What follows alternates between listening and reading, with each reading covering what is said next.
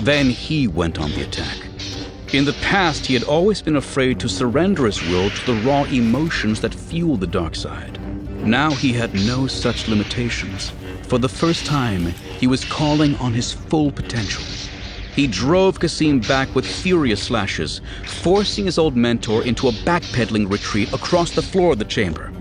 Kasim flipped back and out through the door into the hall beyond.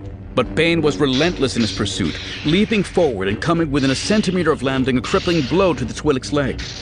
His strike was turned aside at the last second, but he quickly followed it up with another series of powerful thrusts and stabs. The Blade Master continued to give ground, pushed inexorably back by the raging storm of Bane's onslaught.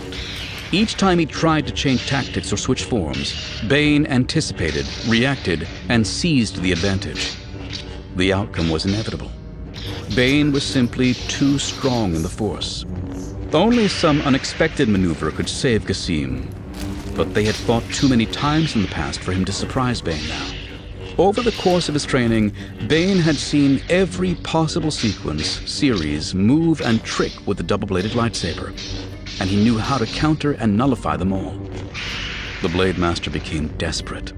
Leaping, spinning, ducking, rolling, he was wild and reckless in his retreat, seeking now only to escape with his life. But he didn't know the temple like Bane did. Bane kept the routes to the outside cut off, slowly herding his opponent into a dead-end hallway. Recognizing what was happening, Kasim blew open the heavy door of a side room with the force and dived inside. Bane knew there was no other exit, and he paused at the threshold of the room to savor his victory. The Twi'lek stood in the center of the empty chamber, panting heavily, stooped ever so slightly, his head bowed. He looked up when Bane stepped through the doorway, but when his gaze met Bane's, there was no hint of defeat in his eyes. "You should have finished me when you had the chance," he said. There was less than 5 meters between them, but it was just enough space for Kasim to give the hilt of his lightsaber a quick twist. The long handle separated in the middle, and suddenly he was armed not with one double-bladed lightsaber, but with a pair of single blades, one in each hand. Bane hesitated. Few of the students at the academy had even attempted to use 2 sabers at once. The Blade Master had always discouraged them from this variation of the fourth form, saying it was inherently flawed. Now, as he saw the cruel and cunning expression on his enemy's face, Bane understood the real truth. The battle was rejoined, but now it was Bane who was in full retreat. Without proper training, even his enormous command of the Force was unable to anticipate the unfamiliar sequences of the two-handed fighting style. His mind was flooded with a million options of what his opponent might attempt, and he had no experience to draw on to eliminate any of them. Overwhelmed, he staggered back, floundering with the desperation of a drowning man. Within the first few passes, Bane knew he couldn't win. Kasim had trained his entire life for this moment. After years of study, he'd mastered all 7 forms of the lightsaber. Then he'd honed his skills for decades, perfecting every move and sequence until he'd become the perfect weapon and the greatest living swordsman in the galaxy. Maybe the greatest swordsman ever. Bane was no match for him. The Blade Master was unrelenting in his pressure. He seemed to wield 6 blades rather than 2.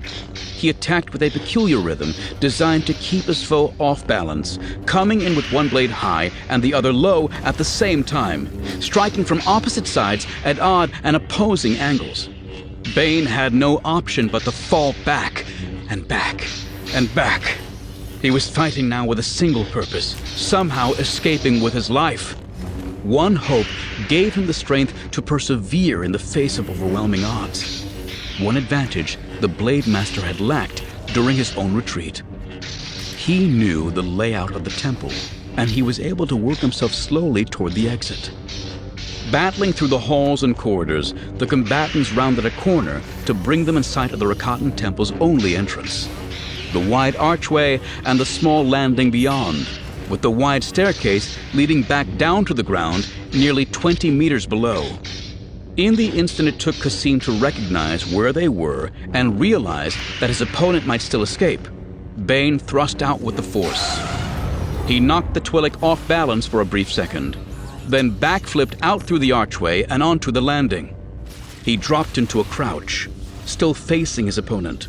But in his haste, Bane had leapt too far. He was balanced precariously on the precipice of the uppermost stair, the steps falling sharply away behind him. Kasim responded by using the force to knock Bane backward, sending him tumbling down the great stone staircase away from the Blade Master.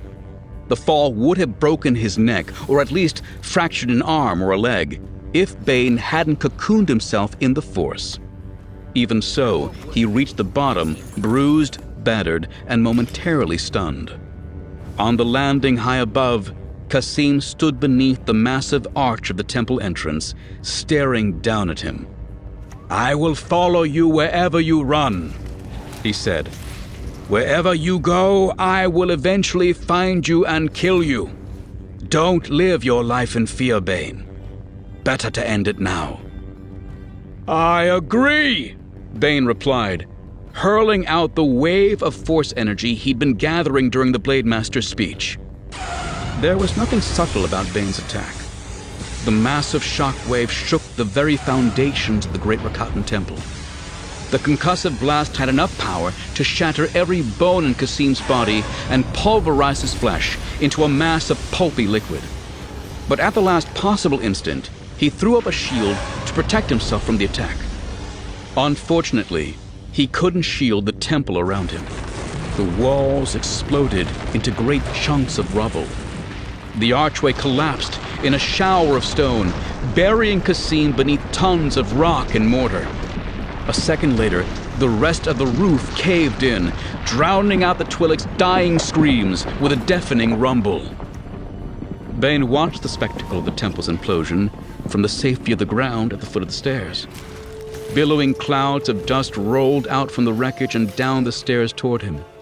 Exhausted by the long lightsaber battle and drained by the sudden unleashing of the Force, he simply lay there until he was covered in a layer of fine white powder. Eventually, he struggled wearily to his feet. Reaching out with the Force, he sought some sign that Kasim might still be alive beneath the mountain of stone. He felt nothing. Kasim, his mentor, the only instructor at the academy who had ever actually helped him, was dead. Darth Bane, Dark Lord of the Sith, turned his back and walked away.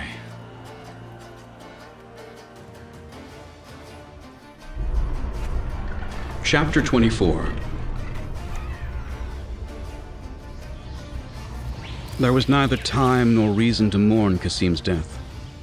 For all his use in the past, he'd become simply an obstacle in Bane's path. An obstacle that was now gone. Yet his arrival on Lihan had prompted Bane to action. For too long, he had separated himself from the events of the galaxy, seeking wisdom, understanding, and power. With the temple's destruction, there was no reason for him to remain on the unknown world. And so, he began the long trek through the jungle on foot, following the same path Kasim had taken only hours before. He could have used the Force to summon another ranker to speed him along, but he wanted time to think about what had happened and how he would deal with the Brotherhood. Khan had perverted the entire Sith Order, transforming it into a sickly assemblage of mewling sycophants. He'd tricked them all into believing they could achieve victory over the Jedi through martial might. But Bane knew better. The Jedi were many, and they gained strength when united against a common foe. That was the nature of the light side. The key to defeating them wasn't fleets or armies. Secrecy and deception were the weapons to bring them down. Victory could only come through subtlety and cunning. Subtlety was something Khan lacked. If he'd been smart, he would have sent Kasim to Lihan in the guise of a disgruntled follower. The Blade Master could have arrived with a tale of how he'd turned his back on the Brotherhood. Bane would have accepted him as an ally. He would have been suspicious, of course, but over time his vigilance would have waned. Sooner or later, he would have let his guard down, and Kasim could have killed him. Assassination was quick, clean, and effective. Instead, Kasim had come and issued an open challenge, following the rules of some foolish code of honor. There was no honor in his end. There was no such thing as a noble death. Honor was a lie, a chain that wrapped itself around those foolish enough to accept it and dragged them down to defeat. Through victory, my chains are broken. Bane followed the ranker's trail through the trees without incident.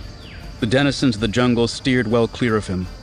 He caught a brief glimpse of a pack of six-legged felines scavenging the corpse of a ranker along the path, but they scattered at his approach. They waited a long time after he was gone before slinking back to continue their meal. By the time he arrived at the beach, he had devised his plan. Qasim's ship was sitting on the sand beside his own, and he quickly stripped it of supplies, including the message drones. He lugged them over to his own vessel, then made a quick inspection of the Valsen. Finding all systems in working order, he boarded. Before liftoff, he programmed a course into the message drone using coordinates he'd downloaded from Qasim's ship. A few minutes later, the Valsen launched from the unknown world's surface, climbing higher and higher until it broke